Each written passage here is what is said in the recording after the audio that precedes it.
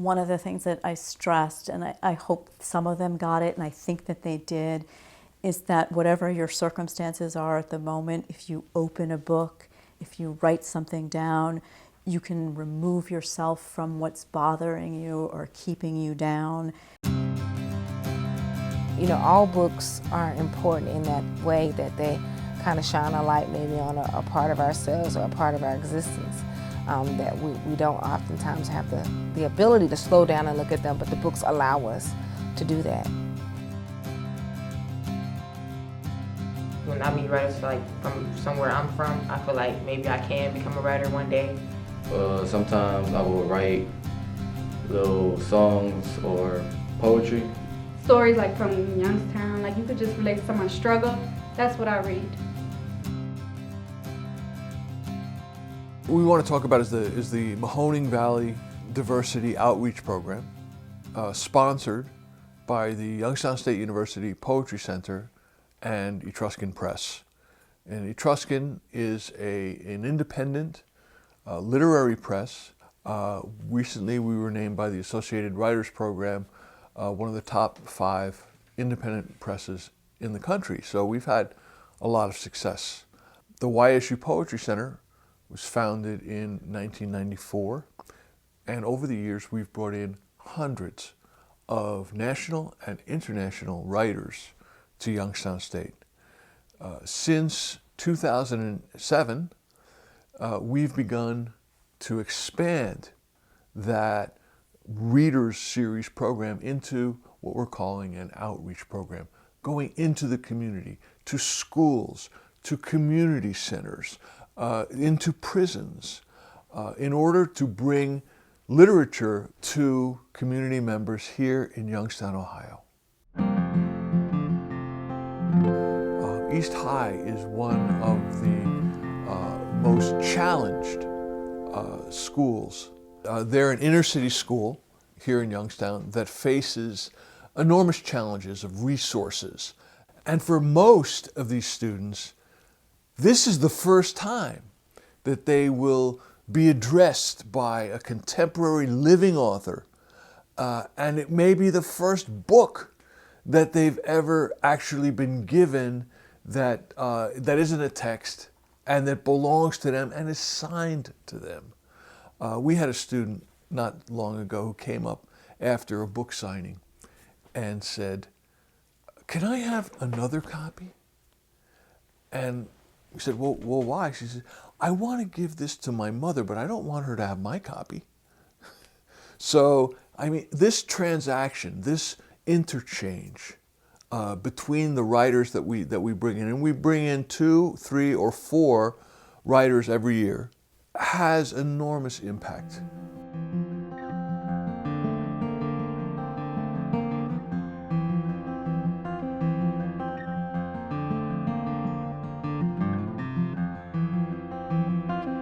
Today, a student said to me at East High that she just liked hearing me read the story.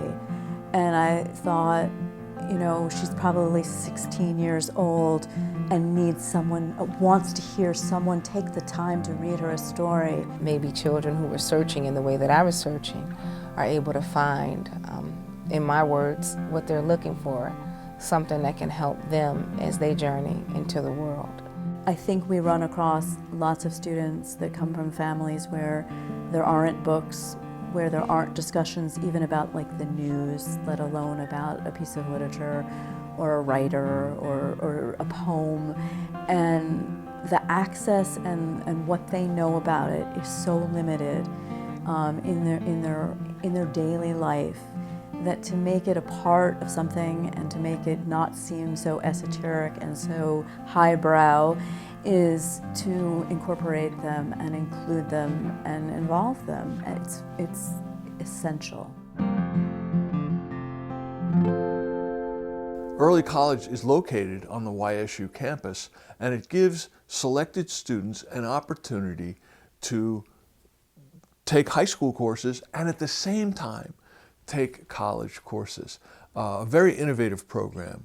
And we've been working with Early College since their inception. Our goal is to let them see the authors and get a new perspective on things that's beyond what they may have experienced in their environment.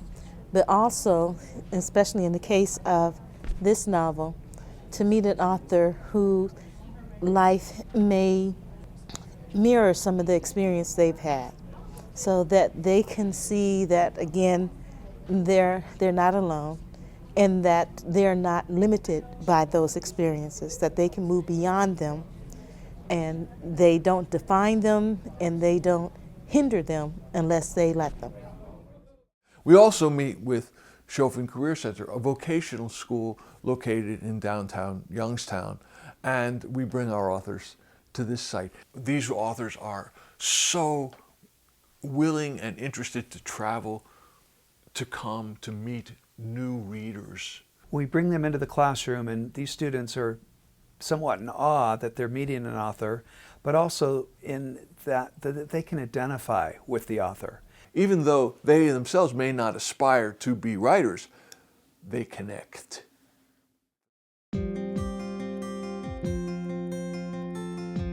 We've expanded the Etruscan outreach community to areas that are not traditionally served, such as senior living communities. We've installed the Little Free Library in both community parks and on campuses, which allow people an opportunity to exchange books. Another partner is the Warren YWCA and their Girls Leadership Program, which brings all sorts of training to girls in high school. The YWCA is really moving in the direction of being a voice for women and girls of color. Right now, there really isn't an organization nationally or locally that's specifically focused on girls of color. And this is giving us an opportunity to step forward and be a voice for them, and also be an advocate and provide resources. One of the things that I'm focused on as the advocacy coordinator is bringing literature and literacy together. One of the most engaging aspects of our work is our cooperation with the prison populations. YSU offers courses through the Metro College to three sites where incarcerated students can earn up to 60 credits before their release. Some of our writers have said that it was the most extraordinary outreach that they've ever had. One writer, Lynn Lurie, for instance, left our classroom saying, "I'm so angry." And I said, "Why are you angry?" And she said, "Why are those readers in prison?"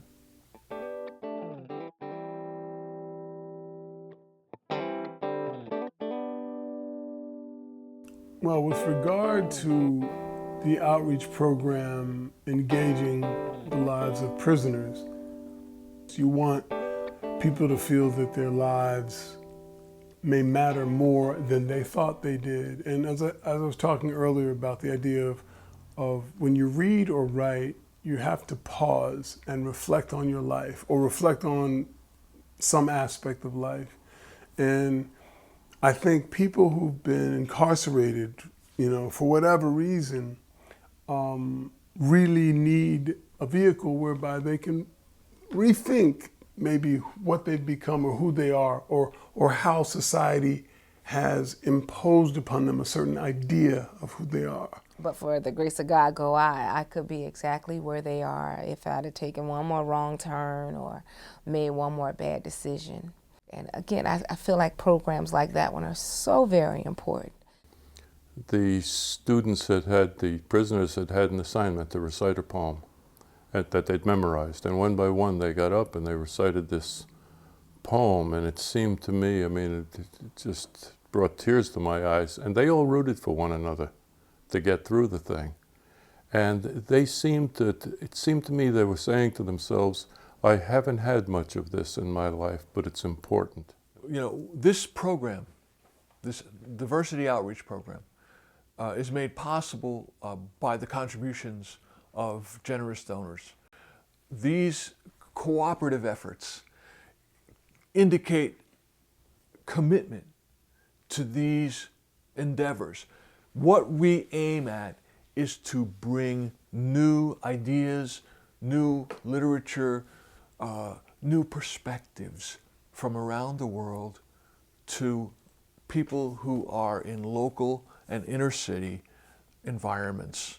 We would love to partner with places around the country because our authors come from around the country and around the world. For me, as a writer, it's much more meaningful to try to share my literature, my work, my ideas about writing with people who don't have easy access to it, because I feel like I'm opening up a door for them.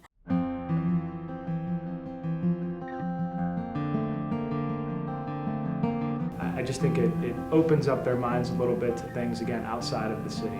This allows them to kind of open up a little more and be more confident. This is a really good way to get them focused because it's new and it's exciting. It's something they don't normally do. So I think taking them out of the environment that maybe they're so used to every day and putting them in with a new person or people gives them an experience that they don't otherwise have. If I'm reading literature when I'm in high school that's geared towards an adult audience, I can also be thinking about what adult do I want to be?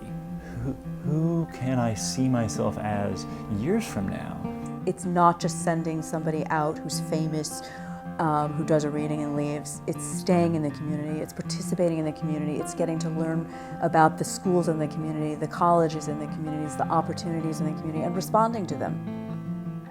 You know, literature, reading as an activity is like so many activities. I mean, it's something creative, it's something that happens, it's something that's inspirational, and to see it in its making, and to see it in its development as I do as a publisher, but also then to see it in its presentation to those who are experiencing it for the first time is something that is life-changing for them and for the authors and for me, the publisher.